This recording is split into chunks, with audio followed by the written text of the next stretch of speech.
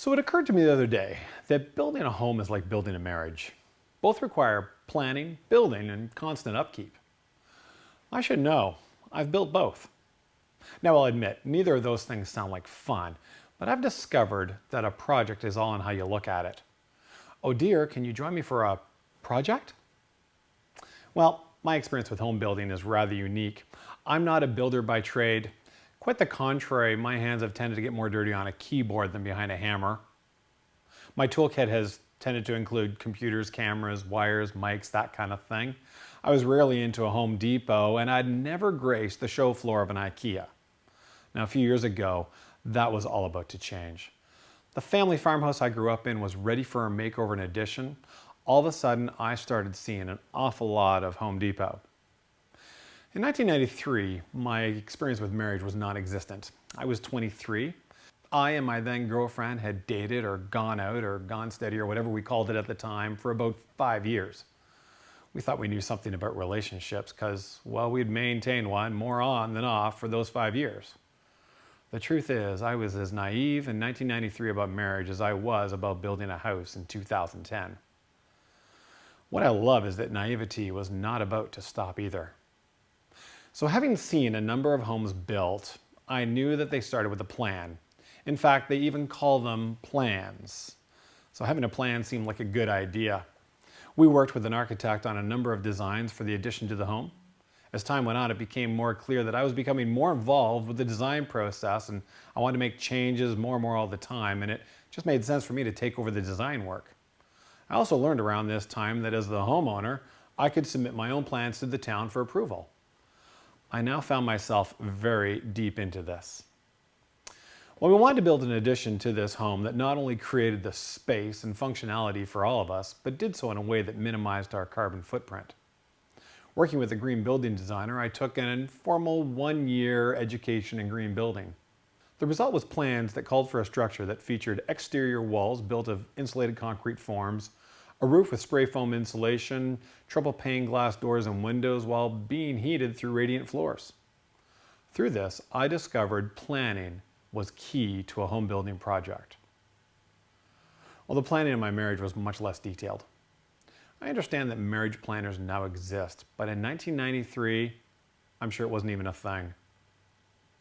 Well, dating my then fiance and I thought we had talked through most of our stuff. Besides, we were in love, figured the details and all the other things would come pretty naturally. I was 23 and she was 21, and as early 20-somethings figured we knew what we knew and had it figured out. We met with our pastor a few times, but I can't honestly remember any of the advice he gave us. In hindsight, marriage seemed more like something that's like a figure it out yourself kind of thing. And figuring it out, we were about to do. So the home building project began. Funny enough, the project begins by digging a hole. Next comes the footings, foundation, upper floor, roof trusses, roofing, doors, windows. And with that, we've only just begun. This may keep the rain out, but it's far from pretty. Drywall, lighting, flooring, paint, fixtures, the whole process is a drive towards completion. Because interestingly enough, the expectation is that the building will be complete and we'll be able to move in and relax. This whole process showed me that a house is actually a very complex set of parts, much more complex than the average homeowner appreciates. How the space functions, air movement, solar heat gain through the windows, etc. Many people's marriage also starts by digging a hole. While we didn't go into debt for our wedding, many do. On August 28, 1993, the building of our marriage began. We had chosen some fairly durable materials for the construction. Faith, hope, love. All these things were going to be tested fairly early on. As there are no actual pictures, I'm going to need to paint you one with words. It is my wife's birthday. It's a Friday night. I've planned a hot weekend. I pick her up from work and packed her what she'll need for the weekend. And I don't pack much because she's not going to need much. I have reservations at the hotel where we spent our wedding night. Romance is in the air. Now, prior to this evening, we've been having a long-run conversation about when we were going to have children. I'm a little over 24, and having children is the furthest thing from my mind. I think my quote from the time was, "I can't think of a good time for that inconvenience." Well, this eve, as I mentioned, I've brought the bare necessities, and that hasn't included her pills. A few months later, I'm informed that we're expecting. Of course, I respond, expecting what? It took me a while to warm up to the idea of the daughter that arrived in November 1995, but at 45, I'm blessed and very thankful to be the father of a 20, 18, 16, and 13-year-old. I've discovered too that marriage is an assemblage of complex parts, and the addition of 4 more independent people with all their own unique personalities only adds to that complexity. So how long does it take to build a marriage? How long does it take to build a house? I don't know that there's a fixed answer for either. What I do know is that both require constant attention and often are never quite finished when you're ready to move in. Now, our move-in process was a gradual one. Our bedroom was the last space to be completed, and up until that point, we'd been using accommodations elsewhere. It was February, it was cold, and we were enjoying a week in Jamaica. I was informed that week that we are moving into our bedroom regardless of the state it's in.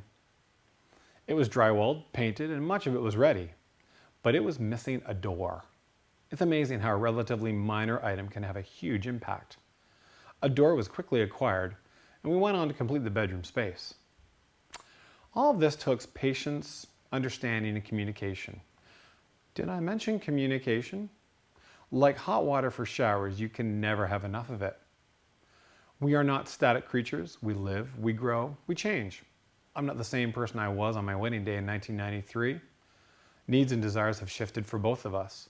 The only way to keep up to this is to talk about it. This is the upkeep. There are times when it might feel like a waste of time, but there are times when there's breakthrough and understanding, and it's in those moments that it all becomes worth it. So yeah, building a home is like building a marriage. Oh, excuse me, we need to go start another project.